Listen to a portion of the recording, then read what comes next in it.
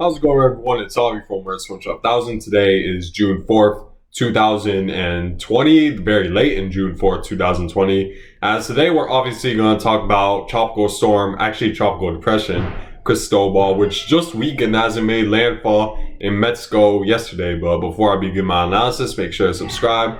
For more weather content, make sure to like if you like this video, and make sure to share with friends and family who are interested. So let's begin by taking a look at tropical depression Cristobal's current status. So it currently has maximum sustained winds of 35 miles per hour. It's moving to the east-southeast at a very slow rate at 3 miles per hour, and that movement is key because for the past several like hours and days, it's been mainly taking more of a southward approach, like a south-southeast sort of approach, and then it was stationary at one point yesterday. But now we're beginning to see this turn little by little less and less south, and eventually it's expected to take that turn northward back into the Gulf of Mexico. So the hope is that this won't make that turn, this storm won't make the turn earlier, because if it does, that means it'll have pretty much less time over land, more time over the Gulf of Mexico, and that could create a stronger storm, not only for impacting Mexico, but also impacting the Gulf of Mexico, which we certainly don't want to see. So the later it turns, the better, because it completely weakens over Mexico, and then maybe we'll get a weaker storm in the Gulf of Mexico. However, it may be bad news for Central America, because if it stays over land for longer, although it will get weaker, it might dump more rain for you guys. So either way, it's a bad scenario. My point is that, like, if this turns up northward, it's more likely to get a stronger storm, which I would say isn't really good news for anyone, to be honest.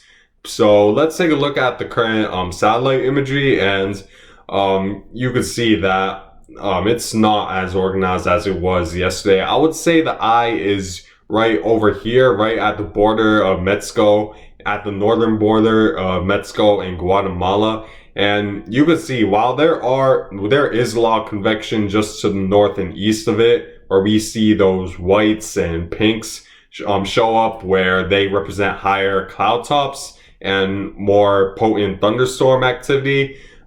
Just to the west side, you see that there's an abundance of dry air, and this dry air, fortunately, is gonna hinder this really from developing all the way through as it heads north into the Gulf of Mexico. And you can see that it's not very well organized. It's very lopsided, which usually shows that this isn't really a very strong storm. When you see the thunderstorms very lopsided, because that means that there's less convection on all areas of this storm, which as a result there's less lower pressure in general because of that, and that lower pressure would create the winds. But yeah, it's very lopsided. There isn't that much of a visible rotation. You could see a little bit of it because these thunderstorms are going a little bit more north, especially, and you see those, I would say, like the outflow clouds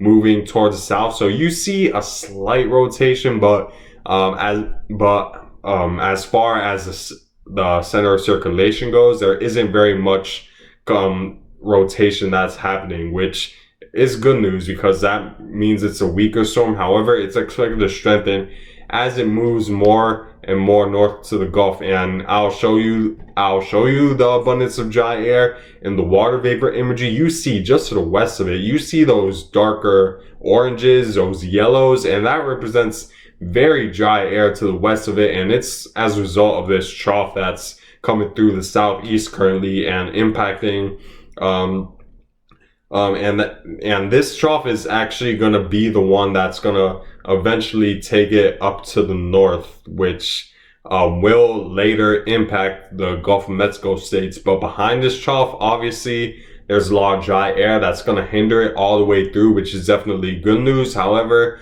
the bad news is that that same trough is going to take it up north to where it would impact the Gulf of Mexico states.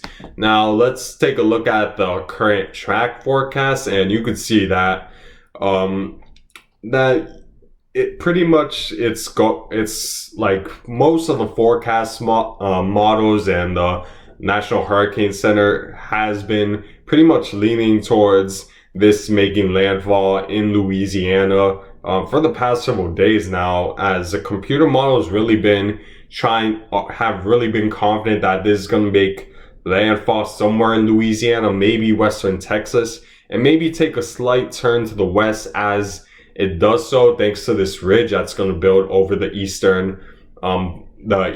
coast of the United States. However, like I always say, don't like take this the cone of uncertainty as 100% true, because like I said, like in many other videos in the past, only 2/3 of the time the storm stays within the cone. So while the 1/3 of the time is still a less likely chance, it still shows you that there is still that possibility that this could go just outside the projected path. And you can see, even if it does stay within the projected path, there's like this huge area where it could make landfall. Don't think that the center portion of the projected path is the most likely scenario of where this will go. It could go anywhere within the cone. It could make landfall near the Houston area, Galveston. It could make landfall near New Orleans. So yeah, there's a lot of uncertainty to where exactly this will make landfall. However, I could stay with confidence that this is likely going to impact Louisiana in some sort of way. Where directly, that's still unknown. However, I do expect somewhere in Louisiana to experience impacts, and I do expect a pretty heavy rain event, whether this directly impacts Louisiana or not. And it also depends on the track, because the computer model has been leaning towards having the moisture more towards the eastern portion of the storm, since the western portion of this storm is obviously, like I said, gonna deal with a lot of this dry air that's gonna pretty much limit the amount of moisture on the western side of this storm. So yeah, the track is definitely important in terms of rainfall, because if it takes more western track, then we're more likely to see a heavier rain threat in Louisiana, because the moisture is gonna be more in the eastern portion of the storm. However, if it takes more of an eastern track, maybe aiming towards New Orleans and the Mississippi Gulf Coast, we're more likely to see that heavy rain threat impact the panhandle of Florida, Alabama, Mississippi, and less of a rain threat over Louisiana. However, even if this does, let's say, take the middle track, I still do expect quite a heavy rain threat in Mississippi and potentially Alabama and the Florida panhandle as well, since the rain bands on the eastern side are going to extend far out, as the computer model suggests. So let me show you the precipitation forecast for the GFS model. So let me change the regions as well, so we get the entire view of where the rainfall and where Cristobal will exactly be. So this is currently the GFS. So GFS, in my opinion, has been rather spot on for the past several runs, because the European was leaning towards this only going a couple miles inland before taking northern track. However, the GFS has been right that this storm actually has been taking more of a track that goes more inland and then redevelops as it goes up north to the Gulf of Mexico. So that could show signs that the GFS may be a little bit more right when it comes to this forecast, since it already got its history right. However, again, it could easily change as the European model also changes this forecast. So you can see as we move forward, you see a lot of that heavier rain is towards the eastern side of the storm. We also have rain on the western portion, but it's not as defined and it's not as heavy as, let's say, the eastern portion, especially northeastern portion. So as we move forward, you see that even though the GFS is taking a landfall right around Louisiana, we see that rain extend all the way to Florida. So for those in the Panhandle, the Alabama Gulf Coast and Florida, you see that that rain threat is, you're definitely won't be out of the rain threat, even if this makes landfall far to the west of you guys. But let's move on to the European and see what it's saying. Let this load up.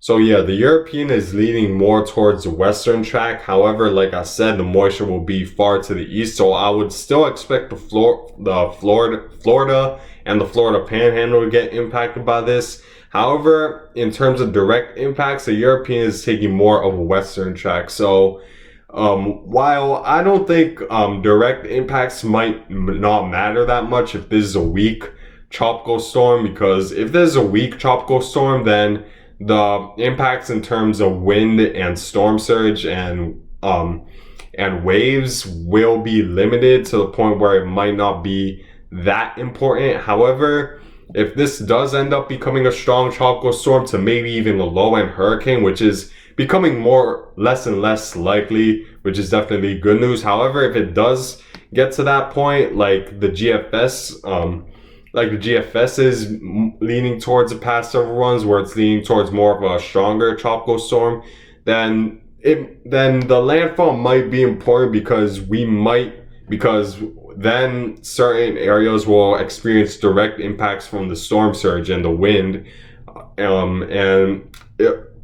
and at that point, it'll be important for those along the coast. However, I can say with confidence that there's going to be quite a heavy rain threat for Louisiana and potentially the Gulf Coast states like Alabama, Mississippi, and the Florida Panhandle. And it extends all the way up to Mississippi. Let me show you the current rainfall forecast for Cristobal, and you can see that that rain extends all the way. This, by the way, this is like over the next 5 days. You can see that rain extends all the way to Florida, where you could easily experience 4 to even 7 inches of rain in localized areas. And then it extends through the Florida Panhandle, the Alabama Gulf Coast, the Mississippi coast, and all through Louisiana. And I expect this to be a rain threat, whether it takes the eastern track or the western track. But how about the strength forecast, which you're also probably wondering at this point? So this is the current track forecast from the Weather Channel, and you could see that it steadily increases its strength as it moves more and more up north through the Gulf of Mexico waters, and it could strengthen up to maybe a high-end tropical storm before it makes landfall, because at Sunday 6 p.m. it should be a 60-mile-per-hour storm. However, it still has a long way to go before it hits land, so it could easily be a 65 to 70-mile-per-hour storm when it makes landfall in Louisiana, which seems to be the most likely scenario right now. If we take a look at the computer models, what they're expecting, if we take a look at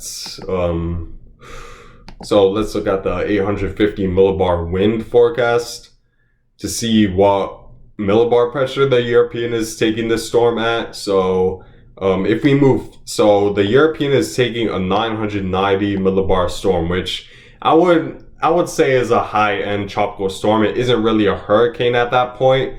And the European and GFS assembly models have been leaning towards more of a tropical storm, as it's only those very rare and few models that are predicting a hurricane. And the reason why it won't really strengthen into a hurricane despite having a long time over the Gulf of Mexico water is because it's going to deal with a lot of dry air from this trough, like this water vapor imagery is showing. It's just going to deal with a lot of dry air, and stable air hinders tropical cyclone development because it pretty much hinders the amount of moisture, and the storm could evaporate. and a lot of that moisture contains latent heat that would otherwise enhance tropical cyclone development. But there's just going to be a lot of dry air that'll hinder that. There's also going to be a lot of wind shear from this trough as well, and it's evident because you can see those the outflow of tropical depression Cristobal is pretty much drifting all the way to the north and east as a result of this trough. So it's also going to deal with a lot of wind shear that'll hinder it from developing. However, it's still going to strengthen slightly and gradually because it's going to be still over 80-degree Gulf of Mexico water, which is more than sufficient enough for hurricane development. However, it won't strengthen that much because for three reasons: wind shear, dry air in the region, which isn't uncommon for June. It's very common for that to happen, and also the upper ocean heat content is lacking this early in the season. So it's definitely good news that this likely won't strengthen into a hurricane. However, it could change because if this trough ends up not being as far south as we expect it to be, as the GFS is expecting it to be as of right now. Let me show you the GFS forecast for in terms of the 250 millibar wind forecast, which pretty much is the upper level winds at that point, because 250 millibars up in the air is very low pressure, which means that it's very high up in the air. So let me go to 200 millibar wind, and it will show you how much wind shear this is going to deal with as it moves up north, which will hinder this from developing. So let me go back in time to show you, and you can see that. You see that dip right here, that trough. If that trough moves a little bit more to the north, and that wind shear becomes a little bit less defined, it might alter the track. However, it might give it just enough lack of wind shear to the point where it could strengthen more than we think to maybe a hurricane. However, the more likely chance that the computer models are agreeing that is that this will deal with quite a bit of wind shear that'll hinder it from really developing that much, like the GFS is stating right here. So in this video, like, my point is that, like, if you're in very flood prone areas in the southeast, I would say prepare now, because it's likely you're going to deal with a heavy rainfall event, whether this strengthens into a tropical storm or a hurricane, or whether it impacts a certain area. I expect a heavy rain threat to be inevitable along the Gulf Coast, so definitely prepare now if you're within the flood zones. And in terms of direct impacts, I would say it's still too early to narrow down who exactly will get those direct impacts and how strong they will be. However, I would just prepare along the Gulf Coast from, I would say, the Florida Panhandle all the way to western Texas, because it's better to be safe than sorry when it comes to events like these, like a tropical cyclone. So yeah, that's the point I wanted to make in this video, and thank you guys for watching. Make sure to subscribe if you like this content, and I hope you guys have a great day.